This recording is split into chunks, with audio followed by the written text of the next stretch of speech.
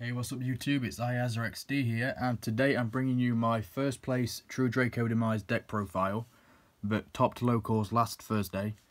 It went undefeated, and it was actually amazingly fun to play again. And even though the September ban list did sort of nurture the deck, it's still playable, still combo based. It's still just absolutely fantastic. So this is my deck, and unlike my previous build, I'm actually playing an extra deck now, which is mainly cherry targets. But obviously I'll just get on with the deck profile and show you guys what I run. So standard, double masterpiece. I've seen people play free. I personally think that free is too bricky, even if you try and make it more masterpiece turbo. I just prefer two, and I'll always stand by two. Then Free Maiden. So this searches any of your True Draco monsters and adds it to hand. So this is really needed just to sort of be able to actually get this out a bit quicker. You can probably get away playing two, but as a staple of free, in my opinion, it's you know, sort of needed. Next we have the 1 Ignis. Obviously it's at 1 now, you can only play 1. Next we have a tech which I didn't particularly like before the ban list, but I found that it's actually really good now, and that is the Marian, I think it's called. So your main combo here is to try and pop this with Diagram. So Diagram gives you the search of whatever you want, and then this searches a monster from deck to hand as well. So more often than not, you'll probably search a trap card and use this to then search a masterpiece. So it's really good at 1. I don't recommend more than 1. It's a sort of 0 to 1 card you want to run. Then we have the Draef.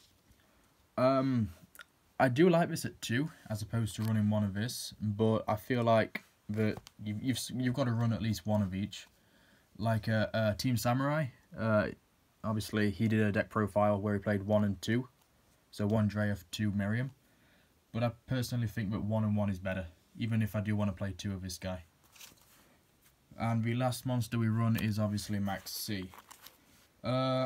I don't see a lot of people maining Maxi anymore. It's in the side, or they don't actually run it at all. But this deck mainly wants to go second, so if you open up a Maxi, then, you know, fair play to you.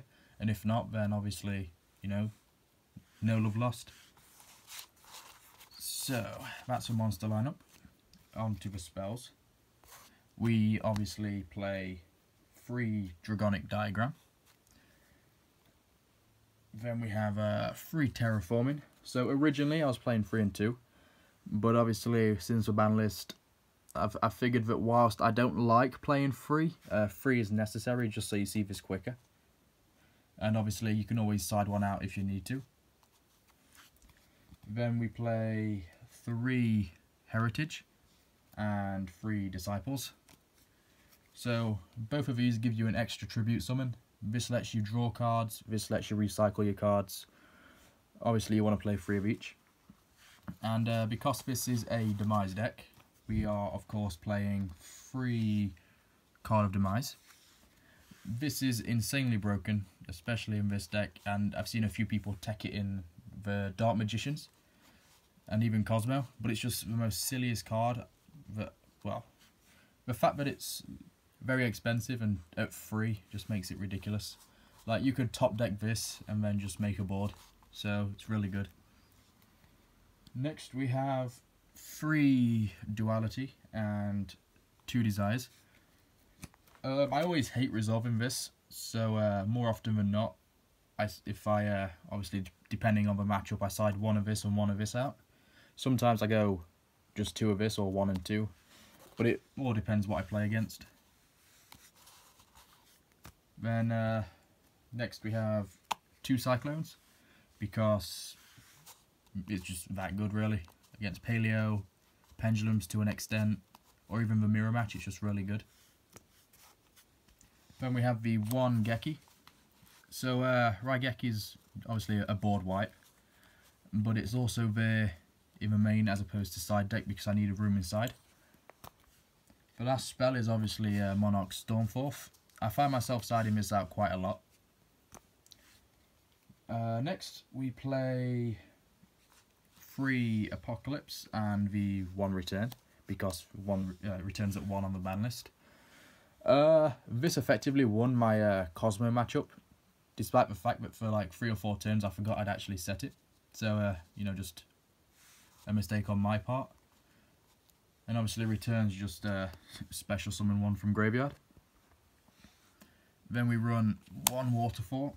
I do kinda find myself wanting this at 2 a lot of the time, but I think at 1 it's alright. I mean, if you want to run it at 2, I have no problem with that. Obviously, you know, I can't tell you what to run, but I think 1 is okay, but 2 is better.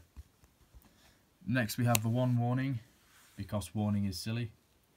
Obviously the normal summon, the invocation plays, just anything really, and especially good against the mirror. Obviously they go to make a masterpiece and you're like, nope. And finally we run a skill drain. So yeah, because I'm running the extra deck, I'm not actually maining the Monarch Erupt or lose 1 turns anymore. So I sort of have to compromise. So before I go into the extra deck, I will briefly just show you guys the side. So of course we have 3 Ash Blossom, and then we have 3 Cherries. So I don't want to main these because obviously Demise. So I figured if I side them. So against Paleo, I'll probably put 3 and 1 or 3 and 2, and obviously against Pendulums, just chuck these 3 in really. I mean, I do have a Cherries target for Pendulums, but it's all situational. Next I have the Dark Hole, the 3rd Cyclone. Then we have a 3-dimensional barrier. Again, that's for Pendulums and pretty much Pendulums only really. We have 3 Deflector. So this is basically for the mirror match, but I find that it's also pretty good against Dark Magicians for a turn, and definitely Pendulums for a turn as well, where we can't play their Pendulum abilities. So definitely good. And then lastly we have the 1 Imperial Order, again for Pendulums. So yeah, that's the side. So swiftly moving on to the extra deck. We have the 1 Beals, which I can make when I side Cherries in, and it's also a nice target to hit because it's really hard for this deck to beat over a Beals, or get rid of a Beals really. We have a combination of Skill Drain and then a pop. Omega. This is obviously a Cherries target for Lightsworns, but obviously I can make it as well. Then we have Scrap Dragon. I can make this one. Then we have an Artifact Durmdal in German, so it's not overly great. So yeah, Artifact Durmdal, 1 Volcasaurus, and then the 1 Gaia Dragon. So these are all the stuff I can make. And the combo I like going into a lot is we'll make Volcasaurus, detach 1 from Volcasaurus, burn them, then just slap a Gaia on top of it. And then obviously you can attack with piercing damage. Next are the actual Cherries targets themselves. The Mechaba for the Invoked. Crystal Wing, that's in there for Blue Eyes, Wind Witch stuff. Fairy Dragon's just sort of in there for Spirals until Double Helix comes out. Decode, just in there. Yeah, I find playing people at locals, they sort of always try and go Decode Talker at some point, so if I just Cherries a Decode Talker, obviously they can't do a lot. The 1 Firewall. I mean, if you want to get technical, I can sort of make both of these, but the Firewall's just in there for like the World Chalice and stuff like that.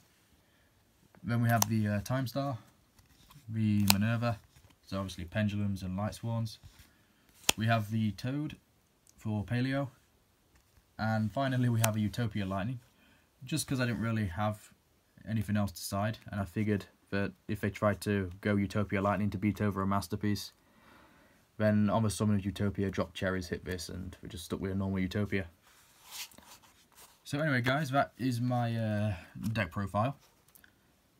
I hope you guys enjoyed it, and obviously I'd love to hear your feedback in the comment section down below. And of course, if you have any questions, just feel free to ask, and obviously I'll try and answer the best I can as to why I run certain things. Like I went to a regional level event and acquired 3 ulti dualities off of vendors, and obviously that basically inspired me to just sort of scrap the invoked build and just go back to pure demise. But anyway, this is iEzra XD signing off.